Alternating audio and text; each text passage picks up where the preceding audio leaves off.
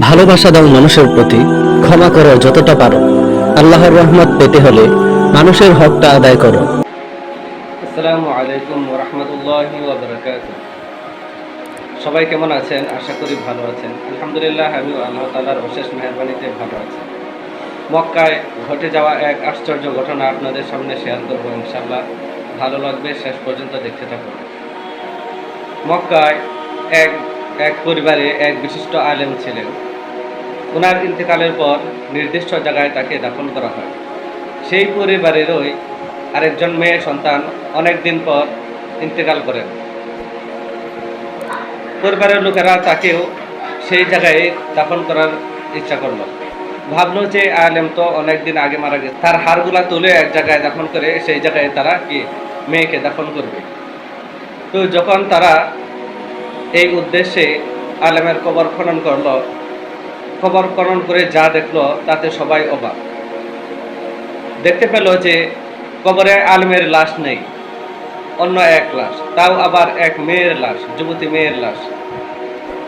আর তারা দেখে এটা বুঝতে পারলো যে এটা কোনো আরব বা মেয়ের লাশ না, এটা অন্য দেশের লাশ। আসলে আরব আরব মানুষদেরকে তারা দেখলেই আরব মানুষদেরকে দেখলেই বোঝা যায় যে এটা আরব বা অনারব।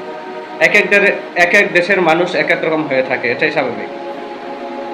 তো সেখানে লোকজন ভিড় হয়ে গেল, সবাই বলাবলি করতে লাগলো এটা কিভাবে সম্ভব, আলেমের লাশের পরিবর্তে একটা মেয়ের লাশ এখানে কিভাবে আসলো। তো এক হাজী সাহেব হজ করতে গিয়েছিলেন, তো সেখানে ভিড় দেখে তিনিও সামনে এগিয়ে এলেন। এসে যখন ওই যুবতী মেয়ের লাশ দেখলেন, উনি চিনে ফেললেন। সবাইকে উদ্দেশ্য করে বললেন, আপনারা থামুন, আমি এই যুবতী মেয়ের পরিচয় জানি। এই যুবতী হলো খ্রিস্টীয় পরিবারের এক মেয়ে। আমি তাদের বাসায় কাজ করতাম। আমি একসময় দরিদ্র ছিলাম, তাদের বাসায় কাজ করতাম। আমি যেহেতু মুসলমান, আমার আচার আচরণ দেখে মেয়েটি অভিভূত হয়, ইসলামের সৌন্দর্য সম্পর্কে জানতে চায়। তো আমি ধীরে ধীরে তাকে ইসলামের সৌন্দর্য সম্পর্কে ওয়াজ নসিহত করতেছিলাম। এক পর্যায়ে সে আমার হাতে হাত রেখে ইসলাম গ্রহণ করে। সে বিষয়টিকে প্রকাশ করতে চেয়েছিল, কিন্তু আমি তাকে প্রকাশ করতে দেইনি। আমি বলেছিলাম যে আমার জীবন রক্ষার্থে তুমি তোমার ইসলামের বিষয়টি গোপন রাখো। তখন আমি গরিব ছিলাম, আমি তাদের বাসায় কাজ করতাম। যদি তারা জানতো তাহলে হয়তো আমাকে জানে মেরে ফেলতো, তাই বিষয়টিকে গোপন রাখা হয়েছিল। কিছুদিন পর দুরারোগ্য ব্যাধিতে আক্রান্ত হয়ে মেয়েটি মারা গেলে তার পরিবারের লোকেরা খ্রিস্টীয় পদ্ধতিতে তাকে দাফন করে। কিন্তু মেয়েটি তো মুসলমান ছিল, ইসলামকে ভালোবাসতো, মুসলমানদের ভালোবাসতো। তাই হয়তো আল্লাহ তাআলা তার লাশকে মদিনায় নিয়ে এসেছেন, মক্কায় নিয়ে এসেছেন।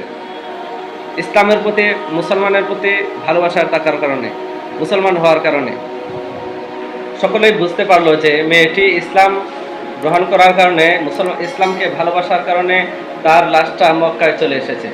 কিন্তু আলেমের লাশ কোথায় গেল?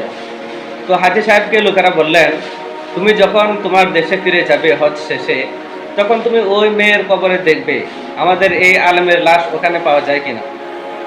তো হাজী সাহেব হজ শেষে নিজ দেশে গেলেন।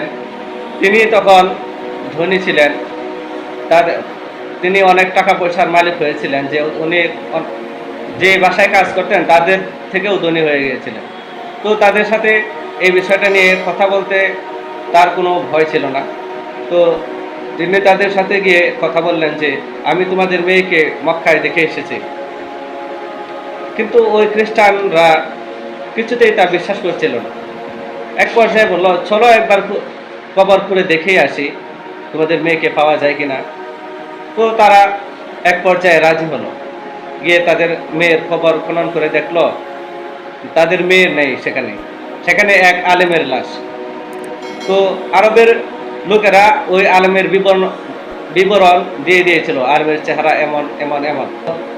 ওই হাজী সাহেব আলেমের লাশ দেখে পরবর্তীতে তাদের আরো মক্কায় খবর প্রেরণ করে যে আমাদের আলেমের লাশ এখানে পাওয়া গেছে। তো এলাকাবাসী, মক্কার এলাকাবাসী সবাই চিন্তিত যে একজন আলেমের লাশ খ্রিস্টান মেয়ের কবরে কেন চলে গেল। তারা এর কারণ তালাশ করতে লাগলো, কিন্তু তারা কোনো কারণ পাচ্ছিল না, খুঁজে পাচ্ছিল না। তো তারা পরিশেষে সিদ্ধান্ত নিল, ওনার স্ত্রী যেহেতু এখনো বেঁচে আছেন, ওনার স্ত্রীর কাছ থেকে কিছু তথ্য হয়তো পাওয়া যাবে। তাই ওনার স্ত্রীর কাছে লোক পাঠালেন।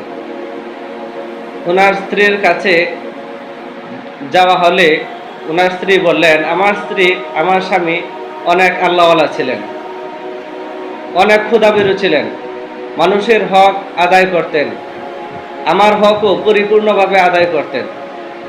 বিষয়টা এমন কেন হলো আমি বুঝতে পারছি না।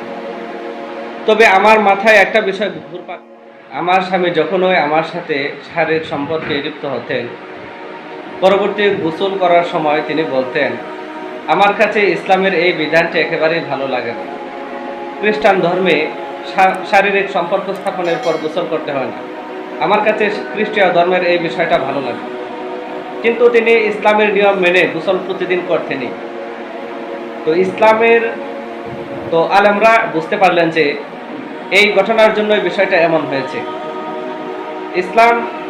ইসলামের নিয়ম ঠিকই মেনেছেন, কিন্তু ইসলামের নিয়মটাকে ভালো লাগে নাই, খ্রিস্টানদের নিয়ম ভালো লেগেছে।